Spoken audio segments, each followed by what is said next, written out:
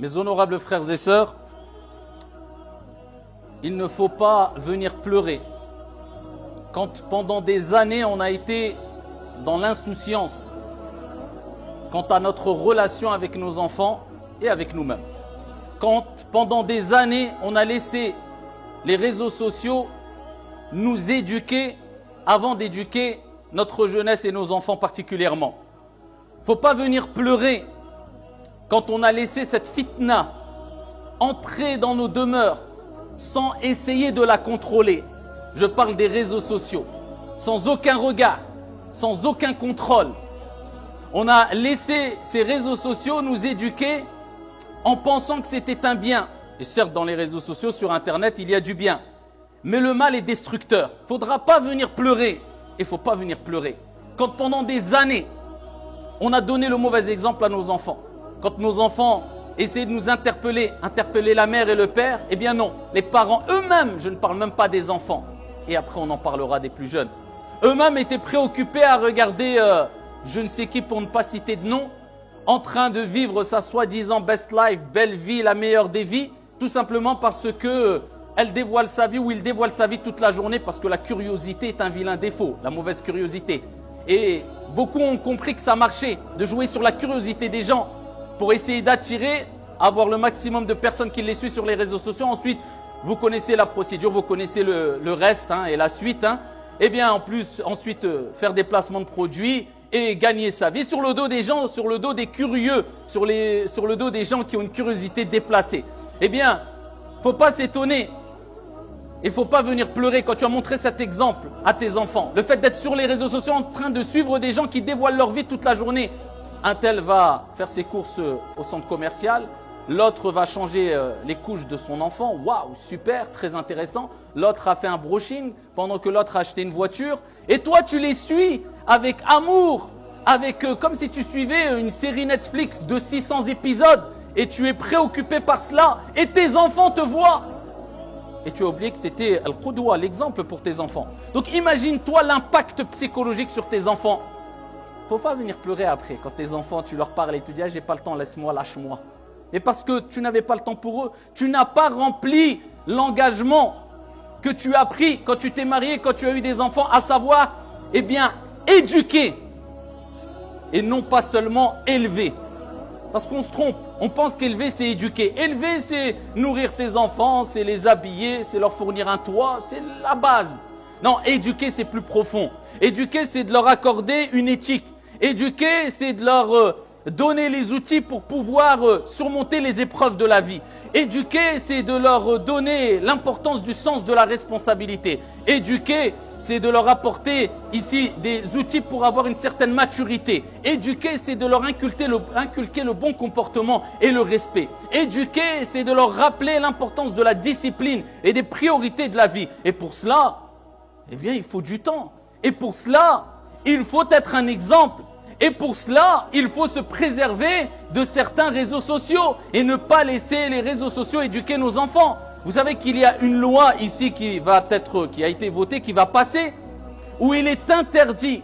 Qu'est-ce qu'elle dit la loi? Il sera interdit au moins de 15 ans. Alors on ne parle même pas de l'éthique du musulman, du religieux, du catholique, du juif, Là, on parle simplement d'une loi qui a été mise en place parce que tout le monde, peu importe la confession, la couleur, l'âge, les convictions, se sont rendus compte que les réseaux sociaux, ça peut être une catastrophe. Ils vont aller plus loin que l'interdiction au moins de 13 ans. Non, interdiction au moins de 15 ans. Ici, de s'inscrire sur une plateforme, sur ces fameux réseaux sociaux qu'on connaît, TikTok et j'en passe, sans obtenir l'autorisation des parents. S'ils disent cela, c'est qu'ils se rendent compte que c'est une catastrophe. Il ne faut pas venir pleurer. Quand ton enfant banalise la violence, et peut-être même est violent envers toi, mais est-ce que vous êtes conscient? Est-ce qu'on est conscient, billahi alaykoum, de l'impact de toute la violence, et tout le fasad, et tout le mal que nos enfants et que nous-mêmes ingurgitons, avalons, tous les jours pendant des heures? Vous savez qu'il y avait une époque, et je dis pas, j'ai pas 70 ans ou 80 ans, on a la quarantaine, mais on sait très bien qu'il y a juste 15 ans en arrière, eh bien, pour voir un acte de violence, fallait le voir entre guillemets physiquement. fallait que tu le vois, que tu sois là. Pour voir quelque chose de choquant, quelque chose de traumatisant, fallait le vivre. Sinon, tu ne le voyais pas. Ah si, dans les films. Mais les films sont devenus une réalité aujourd'hui. Voilà pourquoi.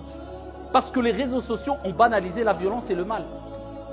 Parce que les réseaux sociaux ont fait un travail immense et continuent de le faire. Mais aujourd'hui, ce que nous, on a vu pendant 10 ans dans notre vie ou 15 ans dans notre vie, ce qu'on a pu voir comme scènes violentes, comme choses mauvaises, comme choses haram, illicites, etc. Manque de retenue, manque de... Eh bien, eux, ils le voient dans un laps de temps de 1 minute. Et ça défile, et tous les jours. Et ce n'est pas des films, ce n'est pas des séries, c'est la réalité. Ce qui se passe dans le monde entier, eh bien, eux, ils le voient. Et nous, on le voit. Et sans le savoir, on ne se rend pas compte que psychologiquement, l'impact est très violent. Parce qu'on banalise. À force de voir de la violence, ça te fait plus peur de voir des choses violentes. Donc, en fait, on monte d'un cran dans la violence. À force de voir des choses haram, illicites, des gens qui agissent, même quelquefois au nom de la religion, sans plus aucune éthique, homme ou femme, allez, vas-y que... Et on se donne bonne conscience à coup de, tiens, j'ai fait une photo devant la Kaaba une fois dans l'année ou devant la mosquée. Masha'Allah, mon frère, Allahu Akbar, Wallah, 2-3 mots pour embellir le comportement et les phrases, ça suffit. Et tu vois les jeunes, oh Masha'Allah, t'as vu, non mais il est bien, elle est bien. Regarde, elle a été à la Mecque. Ok, elle a été à la Mecque. La Mecque, elle transforme les gens. Parce que tu as été à la Mecque, ça y est, tu as une certification que tu vas aller au paradis, que tu es pieux, que tu es... Et alors, tu as été à la Mecque. Il y avait Abu Jahl qui habitait à la Mecque. Et alors, si tu as été à la Mecque, nous, on veut voir ton comportement dans la vie de tous les jours. Tu reflètes quoi? Man akthara min shay'in urifa bih. Celui qui a l'habitude d'avoir un comportement, de faire des choses, sera connu par cette chose-là. Cette personne est connue pourquoi? Pour vivre à la Mecque ou pour vivre en tant qu'influenceur ou influenceuse en train de détourner notre jeunesse de quoi? Des études. En leur vendant du rêve. Regarde, j'ai même pas le bac et moi je gagne des millions avec des placements de produits. Si tu veux une vie comme moi, suis-moi et tu vas réussir. Vous savez que ça, c'est pas des paroles en l'air. Ça, c'est des règles qu'ils ont. Hein. Et eux-mêmes le reconnaissent. Pour que les faibles d'esprit tombent dans le panneau. Ah ouais, regarde, mais c'est des gens malheureux, vous ne comprenez pas. Et on ne comprend pas encore que le bonheur, c'est un sentiment pas extérieur, intérieur. Ça, c'est de l'apparence, c'est des paillettes, c'est ce que tu veux. Le bonheur, c'est un sentiment intérieur. Extérieurement, ils sont heureux. Intérieurement, ils sont détruits. Intérieurement, ils sont dans la solitude. Intérieurement, ça va mal. Ce n'est pas possible que ces gens-là, en usant de l'abus de faiblesse, et d'ailleurs, beaucoup d'entre eux eh bien, sont poursuivis en justice et autres parce que c'était que de l'abus de faiblesse dans la vente de produits, dans le mensonge. Et des jeunes, ils se sont dit, attends, si un tel qui n'arrive même pas à aligner une phrase correcte, sans faire d'erreur de syntaxe, eh bien, elle arrive à être millionnaire, alors que je vais me casser la tête, moi, aller passer mon bac et aller faire 6 ans d'études pour médecin pour avoir 3-4 000 euros par mois. Voilà ce qu'ils ont mis dans la tête des jeunes. Eh bien, après, il ne faut pas venir pleurer quand on les laisse éduquer. Parce que toi, à 8 ans, 9 ans, tu laisses ton enfant avec un smartphone et avec des réseaux, rentrer dans des réseaux sans aucun contrôle. Mais on va où? Et après, tu peux me dire, j'habite je ne sais où. J'habite dans une montagne, loin de toute société, avec des moutons, je ne vois personne. Mais si tu as ces réseaux sociaux, tu laisses ces réseaux sociaux entre les mains de tes enfants sans contrôle, sans expliquer avec douceur à tes enfants, sans leur rappeler le danger de certains réseaux, que ici ça peut être une arme contre toi. Si tu n'es pas là pour faire ce rôle pédagogique, pourquoi tu as voulu avoir des enfants? Pourquoi tu t'es rajouté ce poids sur les épaules? Le jour de la résurrection, quand tu devras rendre des comptes sur tes enfants.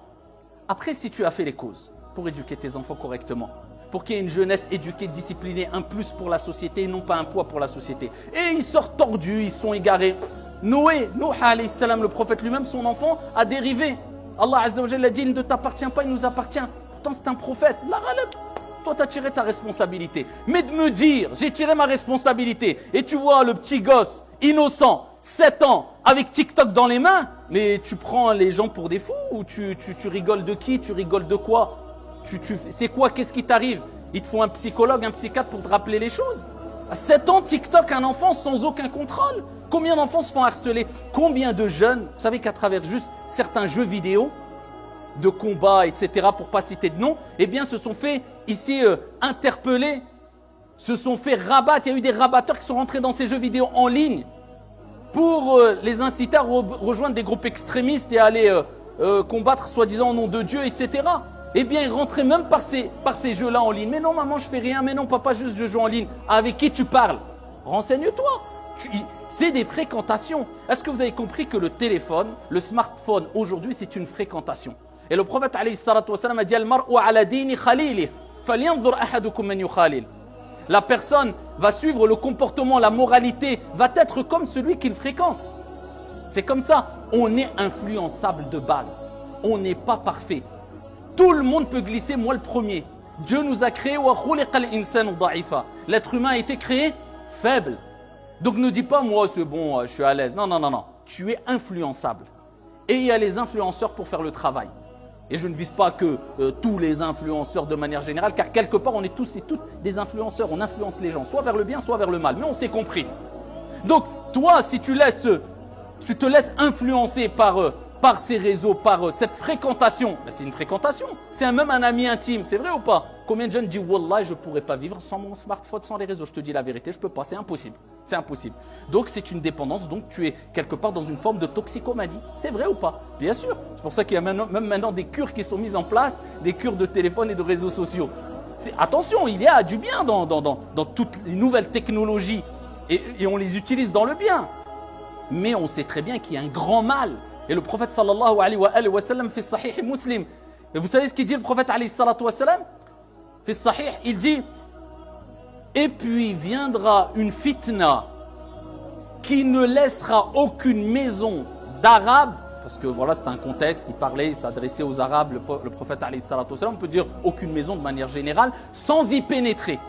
Le prophète il dit ça à 1400 ans. Oh, combien de savants ont dit, si ce n'est pas les réseaux sociaux, eh bien c'est quoi cette fitna? Cette fitna, c'est quelque chose de néfaste. C'est un terme péjoratif, c'est une chose mauvaise, nuisible, et qui pénétrera toutes les maisons. Une époque, on disait aux enfants, ne sors pas, reste à la maison. Aujourd'hui, les parents supplient les enfants de sortir et d'aller jouer au ballon. Comme nous, on le faisait jusqu'à 17-18 ans, avec cette innocence qui peut-être ne connaîtront plus nos enfants, en tout cas une partie de notre jeunesse.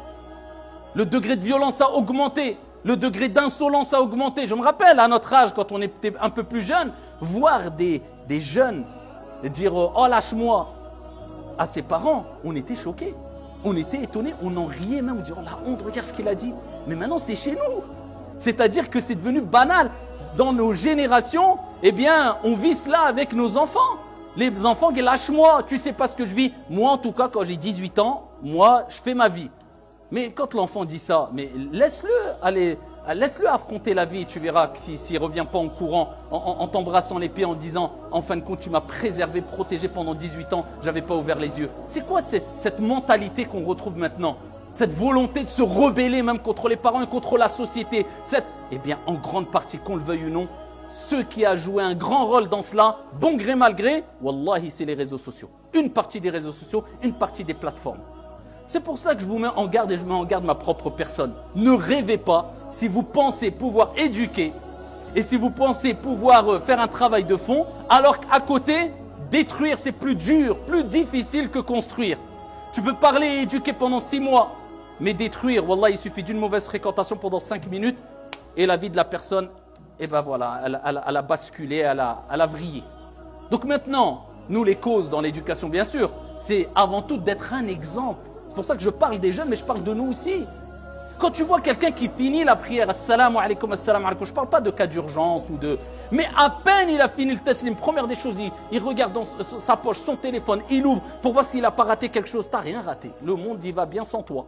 T'inquiète pas. On a l'impression que c'est le centre du monde. Tu n'as rien raté. Pendant des siècles et des siècles, on vivait sans téléphone portable. Et obligé de regarder. Pause. Utilise tes doigts, pourquoi? Pour le dhikr. 33 fois, subhanallah, alhamdulillah, Allahu Akbar, tous tes péchés sont pardonnés. Allahu Akbar. Après, prends ton téléphone. Vis avec ton téléphone, dors avec ton téléphone. On est tous un peu maintenant pris par cela et je parle pour moi le premier. On est dépendant malheureusement, illa man rahimallah. Je parle pour moi le premier, attention, je ne suis pas un anti-smartphone et autres. Mais des règles, un cadre, une discipline. Comment toi tu dis je suis fatigué, j'arrive pas, je trouve pas de temps pour lire le Coran, je suis truc. Lire une page de Coran, ça prend 5 minutes. Dans une page de Coran, une lettre, c'est 10 hasanat. Tu purifies ton cœur, tu nettoies ton âme. Tu vas être élevé en degré au paradis, plus tu auras lu et appris le Coran. 5 minutes contre 2 heures de réseaux sociaux, et tu dis, j'ai pas le temps pour ma religion. Menteur, kadhab. J'ai pas le temps pour mes enfants. Menteur. Toi, tu veux montrer l'exemple et tu es insouciant sur cela. Et après, tu pleures. Je sais pas, mes enfants, comment ils sont devenus. Ah, stop, ils ont un smartphone, ils ont 8 ans. Bon courage à toi. Vas-y, au suivant. C'est comme ça qu'il faut. Je vais quoi? Je vais apporter une solution miracle. On va apporter des solutions miracles. Tout le mal qu'on récolte, il faut savoir, Dieu n'est pas injuste, Dieu n'est pas inéquitable. C'est nous qui l'avons semé. C'est nous qui l'avons provoqué. C'est ce que nos mains ont provoqué. Ni plus, ni moins. Donc, Wallahi, je vous mets en garde, moi ainsi que mes frères, mes sœurs. Les jeunes, ne vous faites pas avoir par ces pseudo-personnes qui ont réussi leur vie et qui, en fin de compte, n'ont aucune vraie vie. Continuez vos études. Respectez. Ne vous faites pas avoir par la banalisation de la violence et de quelquefois l'obscénité que vous pouvez voir sur les réseaux sociaux. Ne laissez pas vos enfants sans cadre à un âge, je ne sais à quel âge, alors qu'il a des réseaux sociaux en disant « Oui, mais c'est le monde aujourd'hui, on n'a pas le choix. Vaut mieux de toute façon, on ne pourra pas faire sans. Il va connaître les réseaux sociaux. Donc, autant l'accompagner. Déjà, tu ne l'accompagnes pas, donc on continue dans ta logique. Vas-y, va avec lui à 8 ans dans des endroits illicites et laisse-lui boire un verre d'alcool. Dans tous les cas, il va un jour ou un autre, il verra dans un bar, il y a l'alcool. Donc, il va goûter, tu lui expliques, t'as vu, t'as goûté, mais c'est pas… Qu'est-ce que c'est que ce raisonnement?